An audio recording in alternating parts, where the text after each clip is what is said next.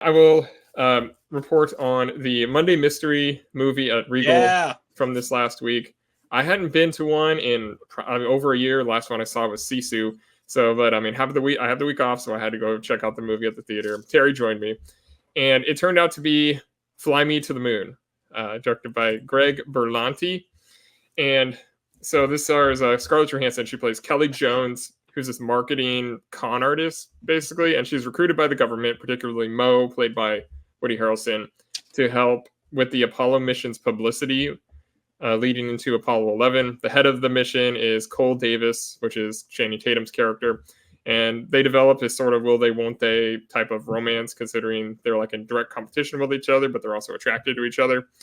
The problem is that the White House wants to stage a fake moon landing as plan B in case the actual mission doesn't go to plan.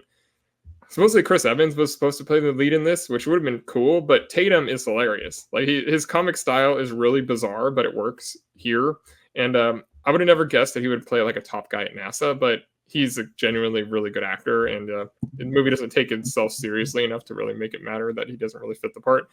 Scarlett Johansson, I told Terry, she's like a Jane Fonda type, and she's this like wisecracking character that she hasn't really taken on before, but it fits, and it's a throwback movie, and she would have been a star in any era. And the movie's just charming. It's pretty slight. Like the supporting characters kind of steal the show, like Jim Rash and Ray Romano, the tour guide, who I guess is the flight surgeon from Apollo 13. It almost feels like a play in how they. Yeah, I mean, I saw that afterwards, but it almost feels like a play in like how characters come in and come out and whatnot. I described it as like being a NASA romantic comedy version of like Flags of Our Fathers or like Argo, which is like they're staging this thing that's like a diversion to manipulate people, especially Flags, when they're trying to raise money with the whole thing too. But I mean, it played well with the audience we saw it in. I don't know what the box office prospects are, but I can see it being a hit with some groups. I'm at 2.5 stars though. I could easily give it a half-star bump up, but third or so, it kind of lost some of its luster, and just because of the fun, it was so funny for like the first third, and then after that, it just kind of becomes another space drama thing. But yeah, I give it 2.5 stars. I know Terry probably is in a similar spot to me.